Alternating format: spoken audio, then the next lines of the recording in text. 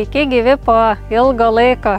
Nepykite, kad nedariau video, nes tiesiog buvo ir kitų reikalų ir kartais reikia ir kūrybinės pertraukos. Tai dabar vėl sugrįžau pas jūs, papasakoti apie augaliukus ir šį kartą pakalbėsim apie šitą gigantą. Na tai dabar ar žinote, kas čia toks yra? Panašus truputėlį į saulėgrąžą. Tai yra topinambas, vadinamas latiniškai Helianthus tuberosus. Ta pati gentis kaip ir saulėgrąža, dėl to šis augalas dar vadinamas žieminė saulėgrąža, taip pat vadinamas žieminėmis bulvėmis, žieminėmis kriaušėmis ir dar visokiais kitokiais epitetais. Na, bet turbūt labiausiai paplitęs pavadinimas dabar šio augalo yra topinambas. Tai nėra lietuviškas augalas, jisai atkeliavęs pas mus iš Šiaurės Amerikos, kaip ir bulvės. Tai va čia yra tos žieminės bulvės. Ir va jos tuo ir yra ypatingos, kad jos gali dirvoje prabūti per visą žiemą ir nebijo šalčių tie gumbeliai, stiebagumbiai. Na, tuos stiebagumbius geriausia rinkti yra jau kažkur nuo lapkričio mėnesio, dažniausiai po šalnų. Tada geriausia juos yra rinkti, kasti iš žemės. Na, o tuos stiebus pašalusius ar nepašalusius galima tiesiog paskui nupjauti ir įterpti į dirvą. Tai yra labai gera trąša. Kitas momentas yra, jeigu jūs, pavyzdžiui, sodinate topinambą kažkur į derlingą dirvą, tai turėkite omenyje, kad su laiku maisto medžiagų iš tos dirvos mažės, nes topinambai linkę siurbti daug maisto medžiagų ir alinti dirvą.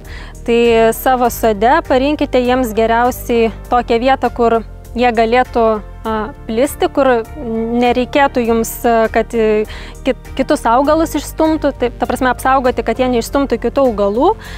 Ir tiesiog vis padabokite juos, prižiūrėkite, kad per daug neplistų, nes šie augalai turi šiek tiek invazinių tokių savybių.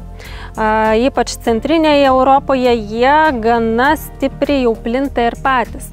Pas mus šita problema nėra tokia aktuali, nes tiesiog pas mus yra šalčiau ir nors ir tie stiebagumbiai pražiemoja per žiemą, bet geras dalykas yra tas, kad pas mus dažniausiai nespėja subrandinti sėklų topinambai. Tiesiog jie vėlai labai žydi, kažkur rugsėjo spalio mėnesiais ir tiesiog gražiai žydi ir paskui sėklyčių nebespėja subrandinti. Tai čia yra iš tikrųjų pliusas, nes tai stabdo jų plitimą čia Lietuvoje. Yra netgi tokių topinambų, kurie Lietuvoje nežydi. Kartais būna žmonės klausinėja, kodėl pas mane nežydi topinambai.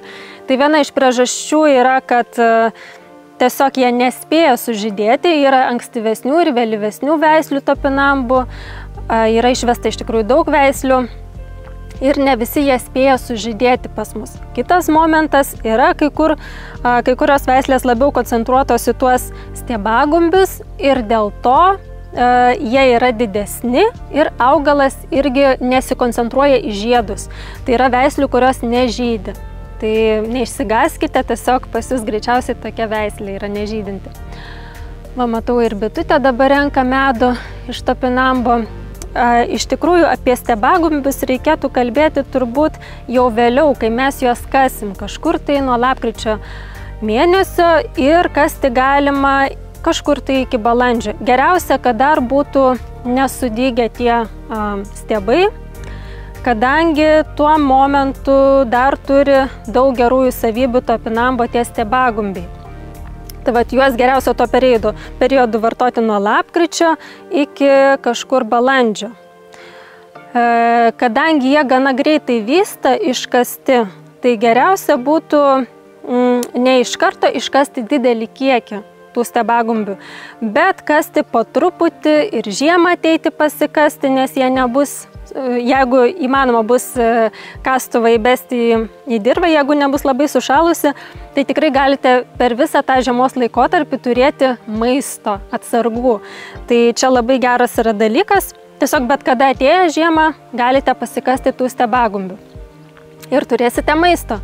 Na, o iš tikrųjų tai tie topinambai yra gana skanus kaip daržovė, dėl to, kad jie turi tokį ir kaip riešutų prieskonį.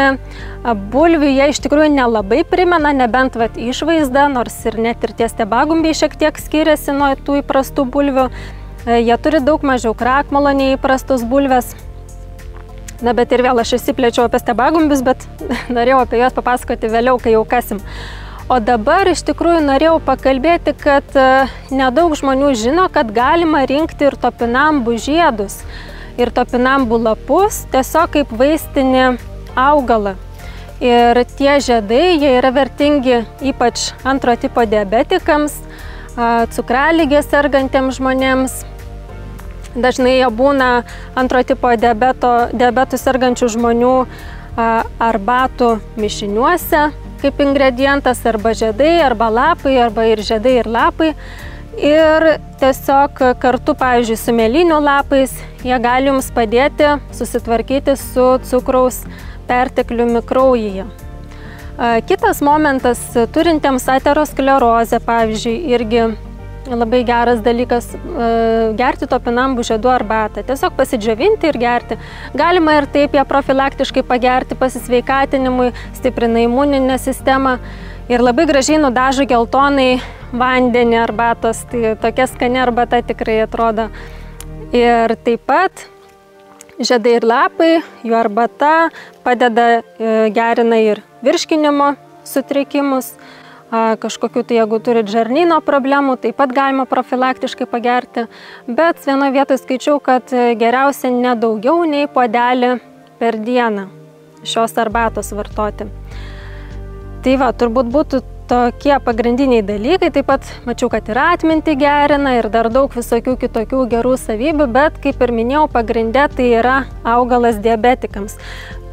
Tiek gumbai, tiek tie stiebagumbiai, tiek ir žiedai lapai. Viską galima vartoti. Įdomus dalykas dar tas yra su topinambais, kad jie, kai buvo užvežti į Europą, pradžioje labai išpopuliarėjo, ypač Prancūzijoje, ten gurmanų daug gyvena. Paskui su laiku atkeliavo ir ta kita bulvė, mūsų pažįstama bulvė. Tai jinai išstūmė tuo momentu topinambus, bet vėliau vėl buvo jų renesansas topinambų, jie sugrįžo ir iki pat dabar yra vartojami, tiek ir lietuvių nemažai vartojami tie stiebagumbiai, tiek ir kitų šalių ir europiečių. Na, o žinoma, jie auga natūraliai Šiaurės Amerikoje, yra paplitę pakelėse, dažnai ir prie upių, drėgnesnėse vietose, bet šiaip tai kaip augalą tai nėra sunku jį auginti, kadangi tai tikrai nereiklus augalas ir jam realiai bet kuri vieta tinka, kad nebūtų per daug sausa, nebent tas, kad nebūtų per sausa, nes tada tiesiog bus mažesni tie stiebagumbiai.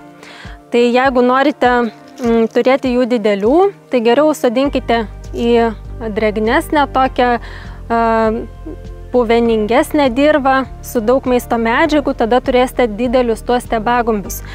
Dar vienas yra niuansas, kad žiemą gali, pavyzdžiui, ateisite pasikasti topinambų ir pamatysite, kad dalies jų nebėra. Tai gali būti, kad juos pagraužia pelės. Pelės labai mėgsta topinambus. Tai tiesiog turėkite omenyje, kad teks pasidalinti ir su kitais miškų pievų gyventojais šitą daržovę. Na, tai turbūt tiek būtų kol kas apie topinambą, o išsamiau apie pačius stiebagumbius tikiuosi pakalbėti vėliau šiek tiek, jau kai juos kasim, ir tada pakalbėsim būtent apie juos. O šiam kartui būtų tiek. Ačiū, kad žiūrėjote, ačiū, kad spaudžiate patinka, kad pakomentuojate, kad prenumeruojate kanalą Gamtos poezija, kas dar to nepadarėte, ir kas norite, galite paremti šį kanalą nuorodoje žemiau Patreon platformoje. Tai ačiū ir šiam kartui tiek. Iki.